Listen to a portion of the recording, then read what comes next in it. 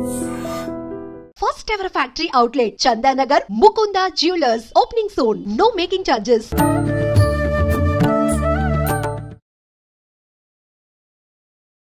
నమస్కారం, welcome to I dream. ధర్మ మార్గం విత్ విజిత కార్యక్రమానికి స్వాగతం.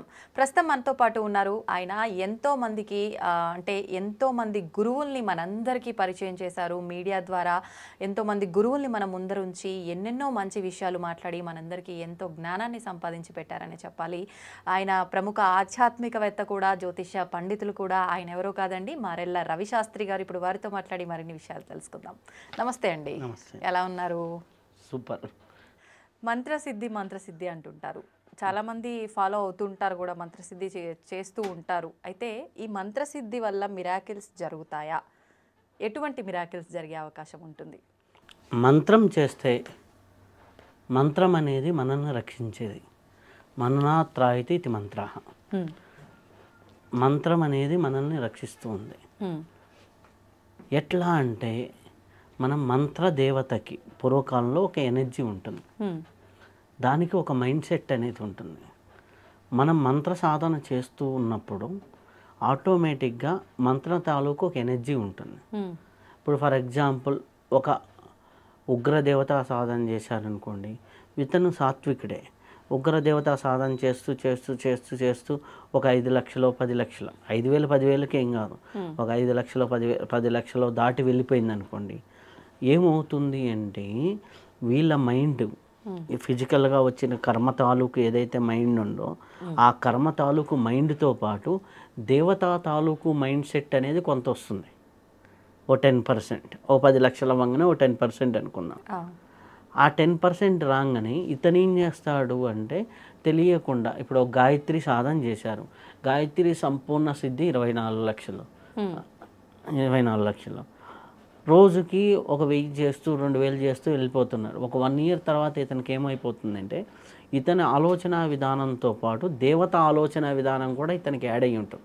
ఓకే, ఒక 10% 20% మైండ్ యాడ్ అయి ఉంటుంది.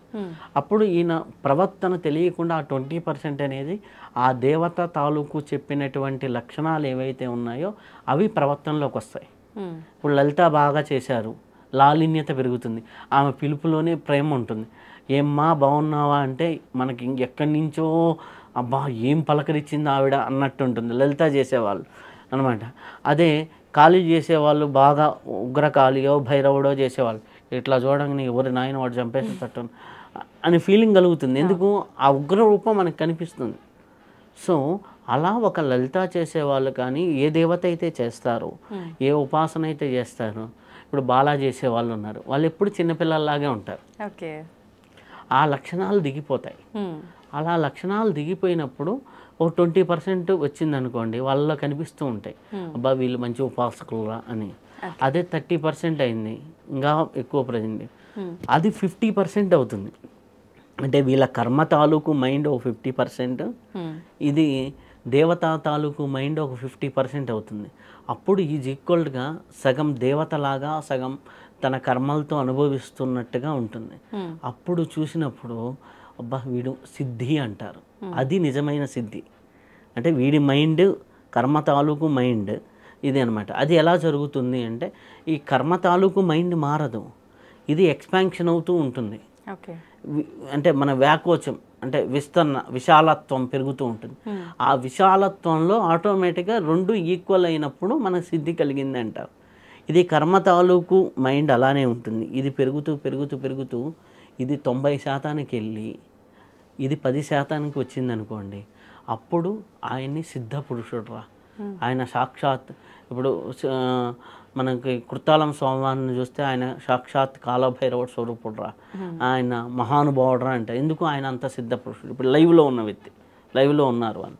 కృతాళం స్వామివారు, పరమహంస పరివ్రాజకాచార్యులు శ్రీ శ్రీ సిద్ధేశ్వరానంద భారతీ స్వాములు, అలాంటి వారు ఎంతోమంది ఉన్నారు సిద్ధపురుషులు. ఇప్పుడు మంత్రశాస్త్రంలో చూసుకుంటే వద్దిపతి పద్మాకర్ గారు, దేవిదాస్ గారు, నేను ఇంటర్వ్యూలు చేసిన వాళ్ళు, వీళ్ళందరూ సిద్ధత్వాన్ని సాధించిన వాళ్ళు. అలా ఆ సిద్ధత్వాన్ని సాధించినప్పుడు వారి యొక్క ఎనర్జీ కర్మ తాలూకు ఎనర్జీ కంటే 90% వాళ్ళు దేవతా లక్షణాలతో కనిపిస్తూ ఉంటారు కాబట్టి వాళ్ళు సాక్షాత్ దైవ స్వరూపులుగా ఉంటుంది. వాళ్ళకు కూడా కర్మ ఉంటుంది, వాళ్ళకు కూడా కర్మ తాలూకు కొన్ని ఇబ్బందులు ఉంటాయి. కానీ ఇది అనమాట, ఇది ఎప్పుడైతే ఇలా జరిగిందో ఆటోమేటిక్గా వాళ్ళ పనులు వాళ్ళ చేతుల్లో ఉండవు, ఆటోమేటిక్గా ఎనర్జీ జరిపించుకుంటూ పోతుంది. ఇప్పుడు మనకు ఒక సామాన్యుడు ఒక గుడి కట్టాలి అనే సంకల్పం పెట్టినప్పుడు ఆ గుడికి పెట్టి కొంత వాడికి అదే ధ్యాసలో ఉండి ఒక 3-4 ఏళ్ళు ఉన్నప్పుడు ఏమవుతుంది, ఆ దైవం తాలూకు ఎనర్జీస్ వాళ్ళలోకి వచ్చేసి వాళ్ళు అక్కడ కూర్చొని ఉంటాడు. ఈయన ఇంత పెద్ద గుడి కట్టిందని మనం ఆ వ్యక్తులను చూసినప్పుడు షాక్ అవుతాం. అవును, ఓకే, ఎందుకు అతను కాదు, అతని వెనక ఉన్న ఎనర్జీ నడిపించింది. అలా మనం ఏ దేవతా మంత్రాన్నైతే సాధన చేస్తూ ఉంటామో దాని తాలూకు ఫలితాలు వస్తాయి. మీకు ఒక ఎగ్జాంపుల్ చెప్తాను. నా దగ్గరికి ఒక చిన్న పాప వచ్చింది, ఒక 9 ఇయర్స్ పాప. ఆ పాప వచ్చేసి బ్లడ్ క్యాన్సర్తో సఫర్ అవుతూ ఉంటే ఆ పాప ఏంది ఫాదర్లీ రిలేషన్ తక్కువ, అంటే ఫాదర్తో రిలేషన్ తక్కువ. అంటే కొన్ని డిస్ట్రిబ్యూట్ కొన్ని ఇబ్బందుల వల్ల అనుకోండి, సింగిల్ పేరెంట్ గర్ల్, అంటే ఫాదర్ ఉన్నారు తెలుసు, ఫాదర్ ఎందుకు దూరం అయ్యాడు అనేది అమ్మాయికి వచ్చిన ఆరాటం ఎక్కువగా ఉంది. అది ఎక్కువగా ఇబ్బంది పడుతూ లోపల కుమిలిపోవటం వల్ల అమ్మాయికి బ్లడ్ క్యాన్సర్ జెనెటికల్గా వచ్చింది. ఓకే, అంటే మనకి జాతకం ప్రకారం ఫాదర్లీ కనెక్షన్ తక్కువ అవటం వల్ల ఆటోమేటిక్గా సన్ ఎనర్జీ తక్కువ ఉంటాడు. సన్ ఎనర్జీ తక్కువ ఉంటే ఆటోమేటిక్గా బ్లడ్ మీద ఇన్ఫ్లుయెన్స్ పడుతుంది. అది ఏ రకంగా అయినా పడవచ్చు, అది క్యాన్సర్గా పడవచ్చు, బీపీగా పడవచ్చు, ఎలాగైనా పడవచ్చు. సో ఆ అమ్మాయి క్యాన్సర్గా పడింది. సో అక్కడ తగ్గిన గ్రహం ఎవరు, మన తండ్రి అధిపతిగా మనం సూర్యుడిని చూస్తాం. సూర్యుడి ఎనర్జీ లేదు అమ్మాయికి. అప్పుడు నేను ఏమని చెప్పాను, ఆ అమ్మాయికి ఏ మంత్రం చెప్పలేను, ఏమీ చెప్పలేను. నీ సూర్యుడు నీ ఫ్రెండ్ అమ్మా, సూర్యుడితో సూర్యుడు నాకు ఎనర్జీ ఇవ్వు, సూర్యుడు నాకు నువ్వు నా ఫ్రెండు కదా, నా ఆరోగ్యం తగ్గించు అని ఇట్లా జనరల్గా మెడిటేషన్ అఫర్మేషన్స్ లాగా కొన్ని అఫర్మేషన్ చెప్పా. ఆ అమ్మాయి రోజు నువ్వు నా ఫ్రెండు అంటే కదా, నువ్వు నా ఫ్రెండు అయితే నాకు ఎందుకు ఈ రోగాన్ని ఇచ్చావు, నువ్వు నాలో తొందరగా దూరి తగ్గించవచ్చు కదా అనేది ఇట్లా సూర్యుడు ముందర కూర్చొని ఉదయం పూట నేను ఊరికి జస్ట్ అమ్మాయికి ఏదో వాక్యాలు చెప్పా, కానీ ఆ అమ్మాయి ఆచరించడం మొదలుపెట్టింది. ఇక్కడ ఆచరణ, సాధన, ఆచరణ ఇంపార్టెంట్. ఆ అమ్మాయి చేయటం మొదలుపెట్టిన తర్వాత ఓ 2-3 వీక్స్ తర్వాత క్యాన్సర్ టెస్ట్కి వెళ్తే సెల్ కణాలు పెరగటంలా రివర్స్ అవ్వడం మొదలుపెట్టింది. రివర్స్ అవ్వడం మొదలుపెట్టింది. అలా రివర్స్ అయ్యి ఆ అమ్మాయికి ఒకనొక లెవెల్కి క్యాన్సర్ ఉంది బాడీలో, క్యాన్సర్ ఆగిపోయింది, పెరగటంలా తగ్గటంలా, అంటే పూర్తిగా పోలా, బ్యాలెన్స్డ్గా ఉంది. ఆ అమ్మాయిని చూసి చాలామంది పిల్లల్ని క్యాన్సర్ హాస్పిటల్లో సూర్యుడి దగ్గర తీసుకువెళ్ళి చూపిస్తున్నారు. వాళ్ళకి సూర్యుడు వీక్గా ఉన్నాడా లేదా నాకు తెలియదు, కానీ ఆ అమ్మాయి ఏ స్థితికి వెళ్ళింది అంటే సూర్యుడు నా ఫ్రెండు, సూర్యుడు నా ఇది అనేసి. అయితే లాస్ట్ సమ్మర్లో అమ్మాయి చెప్పిన ఎక్స్పీరియన్స్, నేను చిన్నపిల్లని ఆడుకోవాలి కదా సమ్మర్లో, నువ్వు ఇంత ఎండగా కాస్తే ఎట్లా, నేను ఆడుకోబడలేదా అంటే ఆ ఏరియాలో మేఘాలు వచ్చాయి. అంటే వింటున్నాడు రియాక్షన్. ఆ మేఘాల్లో కొద్దిగా తుప్పర్లు పడిపోయాయి, అంటే ఎక్కువ వర్షం కాదు, ఊరక చిలకరిచ్చినట్టు.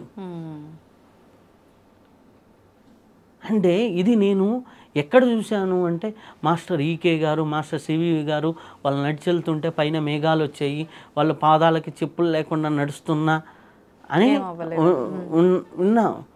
ఒక యోగుల చరిత్రలో ఉండే ఒక అమ్మాయి ప్రాక్టికల్గా చూపించింది.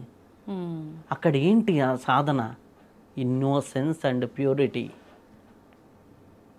నువ్వు ఇన్నోసెన్స్గా, నీకు మామూలు చిన్నపిల్లవాడు కింద పడ్డప్పుడు అమ్మా అని పిలుస్తాడు, వాడి ఇన్నోసెన్స్ ఏంది, అమ్మ వస్తుంది అని. నువ్వు అలాగే భగవంతుడు వస్తాడు అని కానీ పిలవగలిగితే ఖచ్చితంగా భగవంతుడు వస్తాడు. నువ్వు అమ్మని పిలిచినప్పుడు ఎలాగైతే వస్తాడు అని నమ్మకంతో, స్వచ్ఛతతో, ప్యూరిటీతో పిలుస్తున్నావో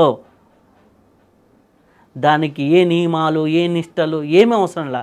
నీలో ఆ స్వచ్ఛత ఉందా, ఆ కల్మషం లేని మనస్సు ఉందా, ఆ కల్మషం లేని తత్వం ఉందా, పిలిచావా. దానికి మంత్రం కూడా అవసరం లేదు. నేను మొన్న కాశీ వెళ్ళాను. కాశీ వెళ్ళేసి అక్కడ ఒక అమ్మవారి గుడిలోకి వెళ్ళి హ్యాపీగా తెలుసు కాబట్టి హ్యాపీగా వాళ్ళు అభిషేకం మీరే చేయండి అన్నారు. హ్యాపీగా నేను చేస్తున్నా ఏదో అమ్మకి చేస్తున్నా. అమ్మకి హ్యాపీగా తల మీద నీట్గా రుద్ది చేస్తున్నా, చేతులు రుద్దుతున్నా, పంచామృతాలతో చేస్తున్నా. ఏమ్మా బాగుందా స్నానం, ఏమ్మా బాగుందా, అబ్బో అని అంటే అక్కడ ఏమైపోయింది? చాలా అద్భుతం. ఇంకొక ఆవిడని నేను చూశాను. ఆమె రాధా ఉపాసకులు. ఆమె కృష్ణుడిని చంటి బిడ్డలాగే చూసుకుంటుంది. ఆమె ఎలా తెలుసా, నైవేద్యం వండిన తర్వాత డైరెక్ట్గా పెడితే అబ్బా ఇంత వేడి అన్నము ఎట్లా తింటాడు కన్నయ్య, కొద్దిగా చల్లార్చి పెడదాం, చలికాలం వచ్చింది కదా నీకు వేడి నీళ్ళు ఇస్తున్నా నైవేద్యంలో, వేడి నీళ్ళు తాగు, గొంతు ఎక్కడ ఇబ్బంది లేకుండా ఉంటుంది. నీకు దీపహారతి ఇచ్చేటప్పుడు కూడా హారతి ఇచ్చేటప్పుడు దగ్గరగా ఉంటే కన్నయ్యకి సెగ తగులుతుంది, దూరంగా పెట్టు.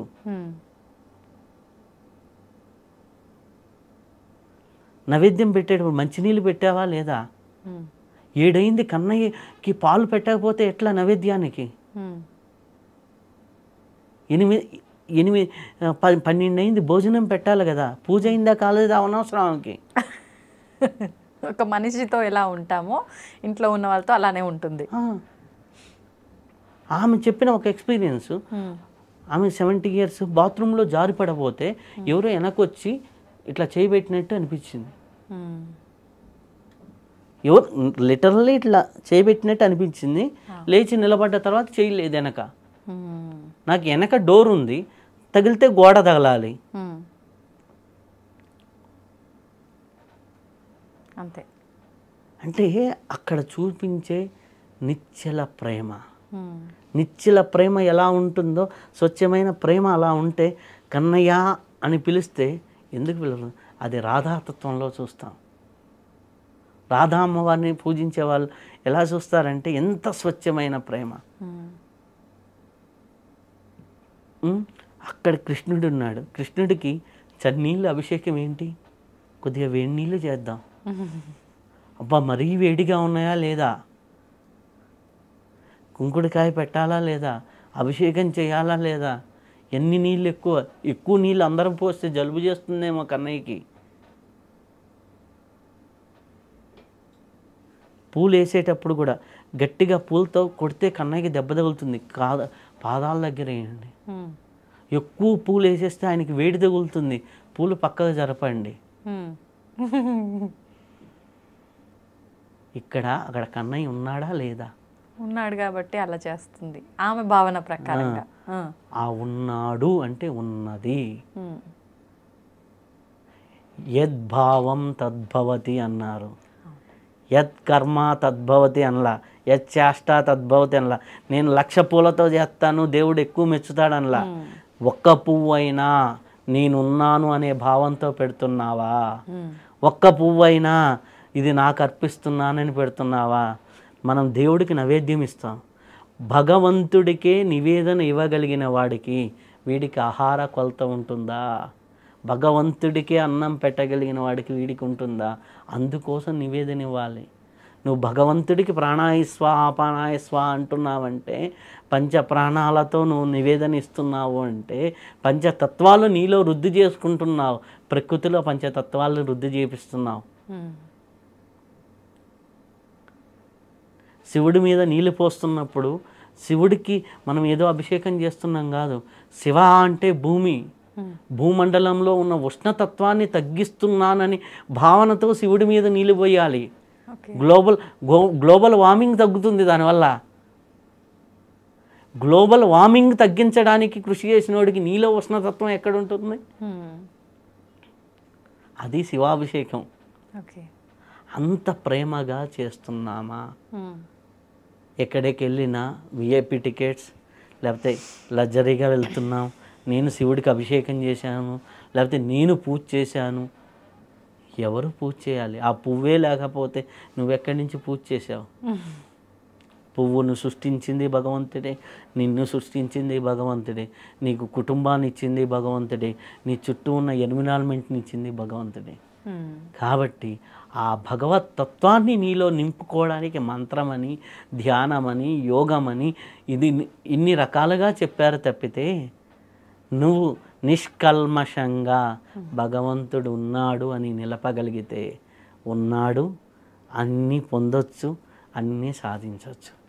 ఆ నిష్కల్మషత, స్వచ్ఛత, శ్రద్ధ, విశ్వాసం ఇవన్నీ చిన్నపిల్లవాడికి ఉంటాయి.